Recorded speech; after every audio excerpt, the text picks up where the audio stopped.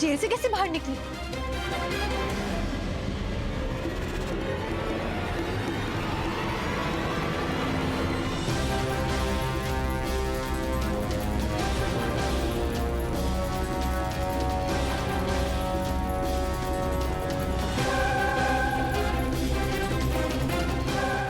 दादी, पापा जी, ये घर पर कैसे?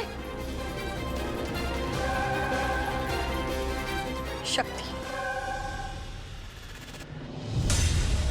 शक्ति प्लीज मुझे माफ कर दो, प्लीज मुझे माफ कर दो।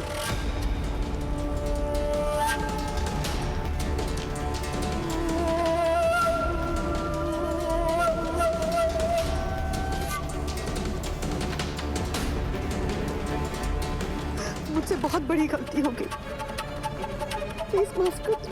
ये क्या कर रही हैं आप? और ये कौन सा नया नाटक लगा रखा है? नाटक नहीं कर रही हूं मैं, बहुत नाटक कर लिए मैंने। अब तक हमेशा नाटक ही करती आई मैं। परिवार से प्यार करने का नाटक, एक अच्छी बहू बनने का नाटक, एक अच्छी चाची, एक अच्छी मामी, एक अच्छी देवरानी बनने का नाटक, परिवार के सारे लोगों से प्यार करने का नाटक, उनका ख्याल रखने का नाटक, उनकी चिंता करने का नाटक। पर देखो आज नाटक करते करते मैं कहां पहुंच गई।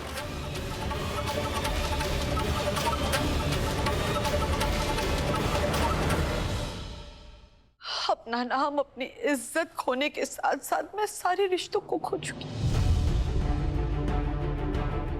मेरी खुद की बेटी ने मुझसे रिश्ता तोड़ दिया। इससे ज्यादा एक मां के लिए कुछ हो सकता है क्या?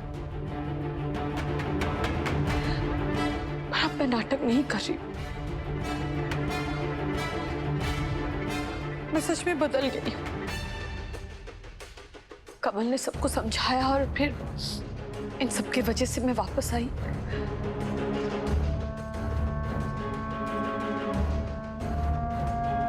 अब मेरे लिए ये घर और मेरा परिवार ही सब कुछ है। मैं जानती हूँ मैंने बहुत गलतियां की, मैं बहुत बहुत बुरी हूं। शक्ति तुम तो अच्छी हो ना, तुम तो भली हो, तुम मुझे माफ कर दो प्लीज। पता है जेल में रहकर मैं समझ गई कि परिवार का प्यार क्या होता है, परिवार की वैल्यू क्या होती है, परिवार के लोगों का साथ क्या होता है। प्लीज मुझे माफ कर दो।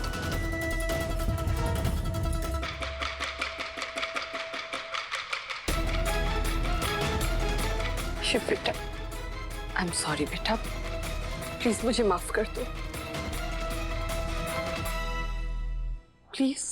नहीं, मैं आपको माफ नहीं करूंगा।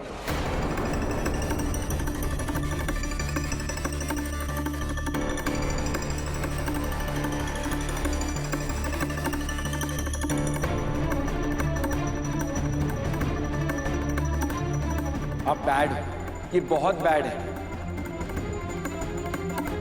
ये फिर से नाटक कर रही है, कोई आप पे बिलीव नहीं करता है।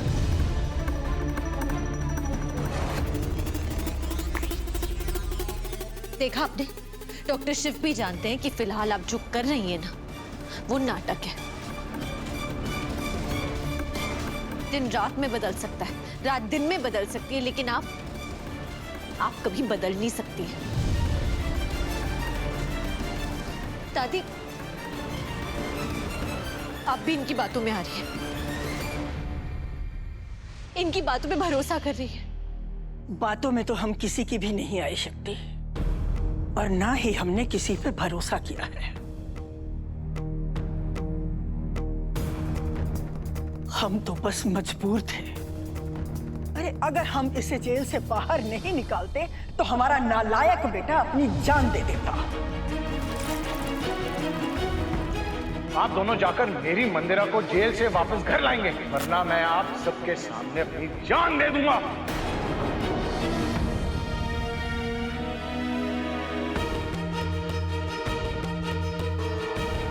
हम जानते हैं शक्ति, हमने जो भी किया गलत किया, लेकिन यकीन मान बेटा, इसके अलावा हमारे पास कोई रास्ता नहीं था। पर बेटा,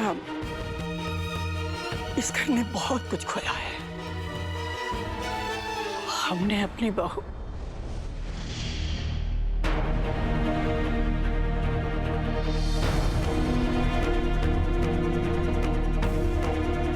हम अपने बेटे को नहीं खोना चाहते थे। काश बुढ़िया गायत्री भाभी वाली बात शिव के सामने कर दी होती। हमें माफ कर दे बेटा। हम जानते हैं हमने तुम्हारी सारी मेहनत बेकार कर दी। इतनी मुश्किलों से तुमने मंदिरा को जेल पहुंचाया था और हमने अपने इस नालायक बेटे के मोह में तुम्हारी सारी मेहनत पर पानी फेर दिया। हमें माफ कर दे बेटा। दादी क्या कर रही हैं आप? हम समझ सकते हैं, एक माँ अपने बच्चे की जान बचाने के लिए कुछ भी कर सकती है। आखिरकार माँ होती ही ऐसी है। हमें आपसे कोई शिकायत नहीं है। पर शक्ति, ऐसी बात नहीं है कि इसे जेल से बाहर निकाल लिया तो इसे सजा नहीं मिलेगी।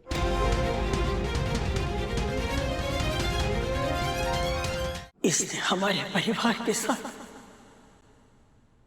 और हमारे शिव के साथ जो भी किया है उसकी सजा इसे जरूर मिलेगी।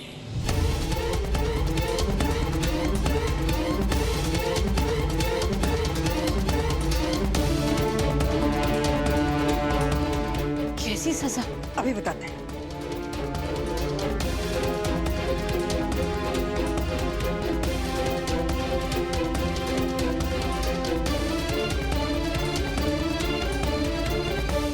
शक्ति, ये लो, मंदिरा सबसे ज्यादा तुम्हारी गुनहगार है।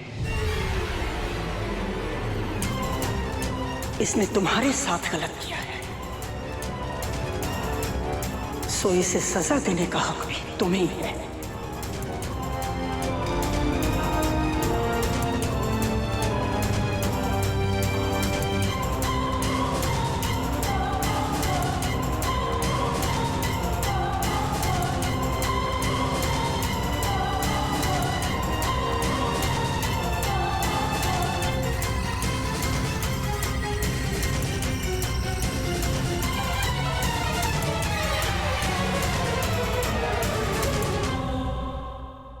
नहीं दादी, ये फैसला आपका था। इनको जेल में से बाहर आपने निकाला है, तो इन्हें सजा देने का हक भी आप ही का है।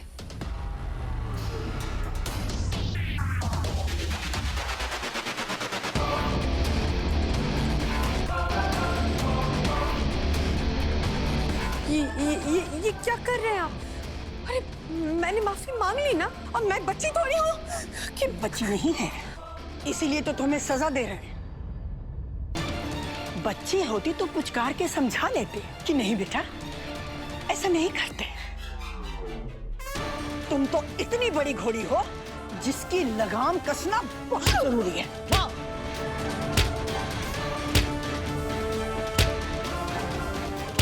ये क्या कर रही है?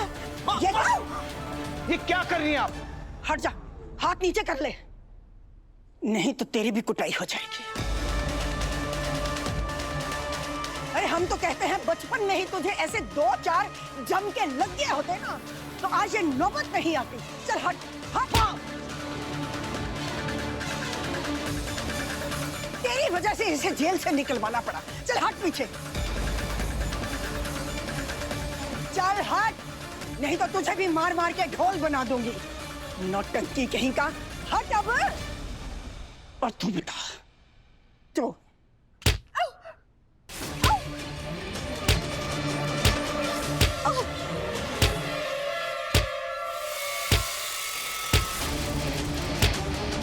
मारिए मुझे, मारिए, पर मैंने कुछ गलत नहीं किया।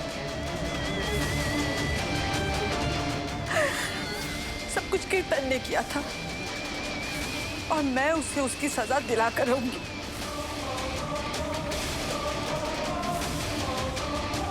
मेरी गलती बस इतनी है कि अपने बेटे के मोह माया में उसके ममता में आकर मैं भूल गई कि शिव भी मेरा बेटा है। तुम तो जानते हो ना बेटा, मैं तुमसे कितना प्यार करती हूँ। मेरे बेटे जैसे हो तुम, मैं तुम्हारी माँ जैसी हूँ। मैं शिव की भी माँ। Shut up! Shut up! Shut up!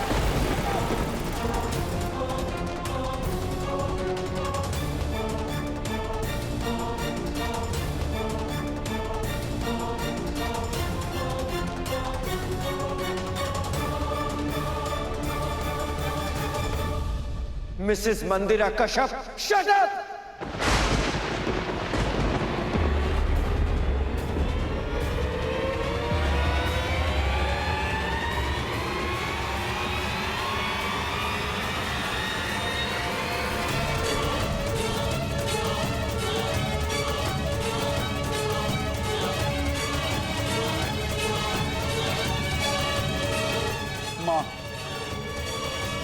माँ ही समझता था मैं आपको। माँ ही समझता था मैं आपको।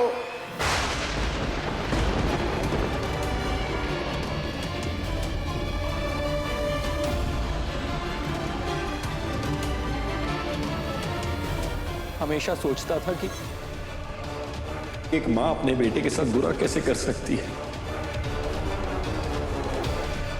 वो तो प्यार करती है। हमेशा सोचता रहा कि सारी दुनिया मेरे खिलाफ हो सकती है, मुझे धोखा दे सकती है, लेकिन आप हमेशा मेरे साथ रहोगे।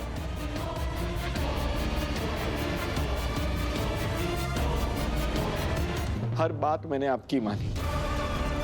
आपने कहा ये अच्छा है, उसे अच्छा माना, वो बुरा है, उसे बुरा माना, आपकी हर बात मानी। आपकी बात मेरे लिए पत्थर की लकीर थी कि मेरी मंदिरा चाची ने कहा है तो वही होगा। जहां तक कि अपनी और अपने बेटे की जिंदगी भी आपके हाथ में दे दी।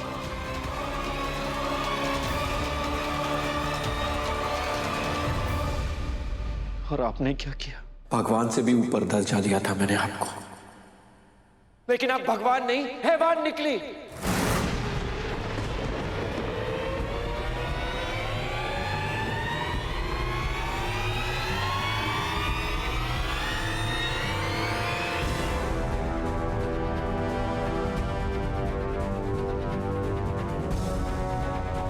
ये सब बातें आपने पहले भी की थी, और फिर आपने कीर्तन के साथ मिलकर एक गंदा खेल खेला। पद्मा बुआ और कीर्तन से मिलकर आपने मुझ पर अटैक करवाया।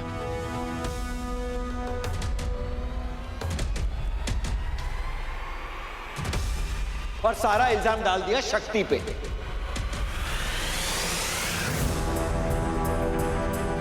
आप कीर्तन को सुधारेंगे। आप एक मां होकर, एक औरत होकर, एक औरत की इज्जत करना नहीं सिखाया आपने उसे।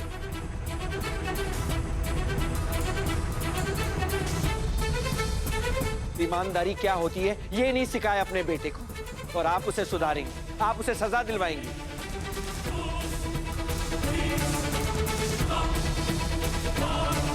कुछ नहीं करेंगी आप फिर से वही करेंगी जो आप पहले करते आए।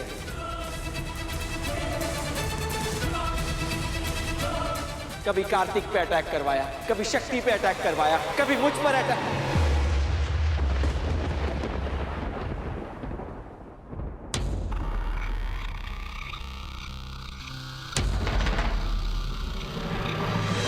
Doctor Shiv,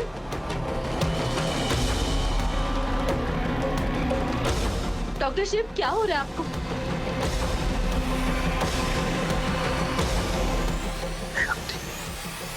doctor Shiv, doctor Shiv, doctor Shiv, Nandu भैया गाड़ी निकालिए, मुझे हॉस्पिटल लेके जाना होगा जल्दी। Doctor Shiv, doctor Shiv.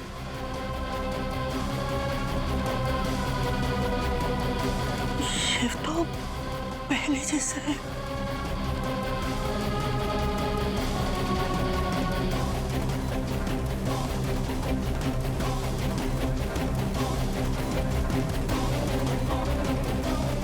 शिव को याददाश्त वापस आ रहा है। नहीं नहीं, ऐसा नहीं हो सकता। अगर ऐसा हुआ तो तेरा गेम ओवर मंदिरा।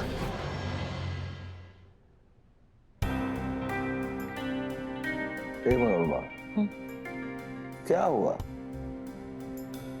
हम तुम्हारे पेशो पेश को समझ सकते हैं।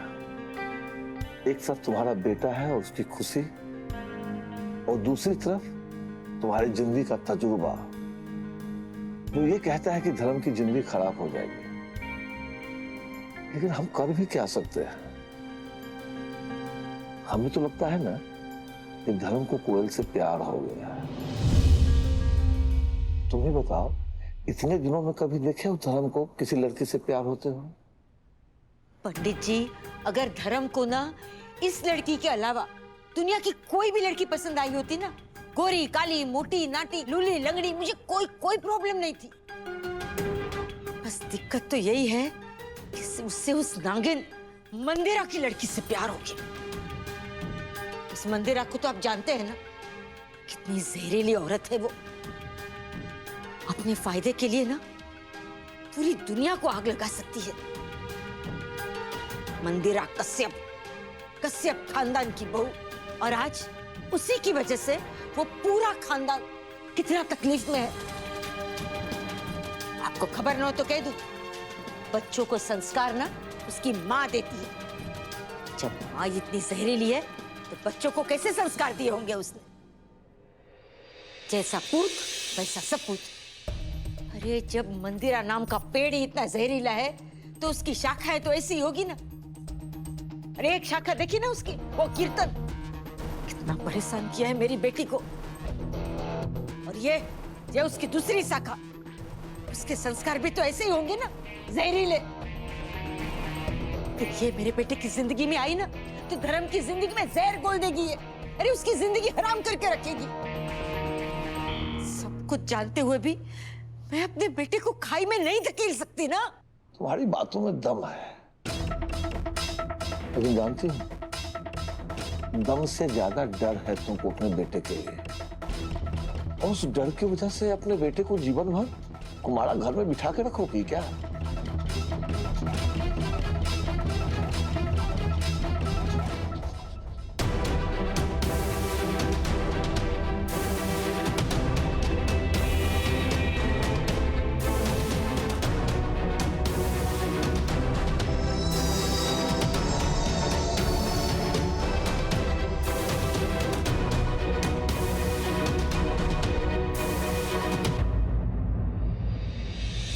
शक्ति, क्या हुआ था इन्हें? डॉक्टर, पता नहीं, डॉक्टर शिव एकदम नॉर्मल बिहेव करने लगे और फिर बात करते करते अचानक वो बेहोश हो गए। आखिरी बार डॉक्टर शिव ने इस तरह की क्या बात की थी? शिव, तुम पद्मा दीदी की बातों पर बिल्कुल यकीन मत करना। वो अपना गुनाह छुपाने के लिए मुझ पर इल्जाम लगा रही है। Oh, please shut up, Mrs Mandira Kashyap. आपका झूठ अब सबके सामने आ चुका है। हॉस्पिटल में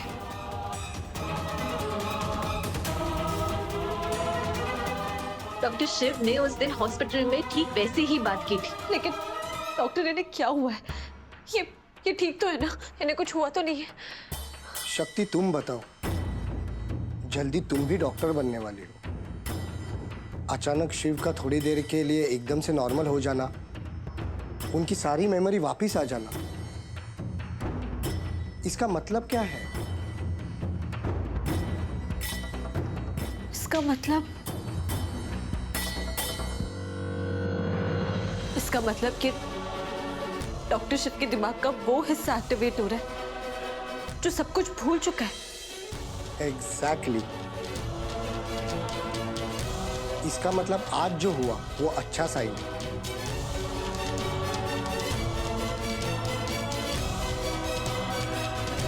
उन्हें धीरे धीरे सब याद आ रहा है। जब इन्हें सब याद आ जाएगा वो बिल्कुल नॉर्मल हो जाएंगे।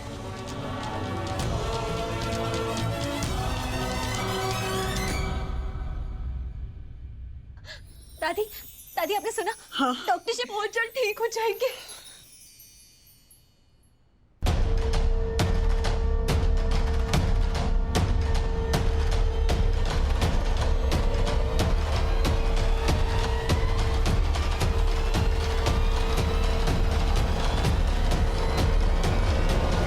ऐसा नहीं हो सकता। शिव ठीक नहीं हो सकता। शिव नॉर्मल नहीं हो सकता।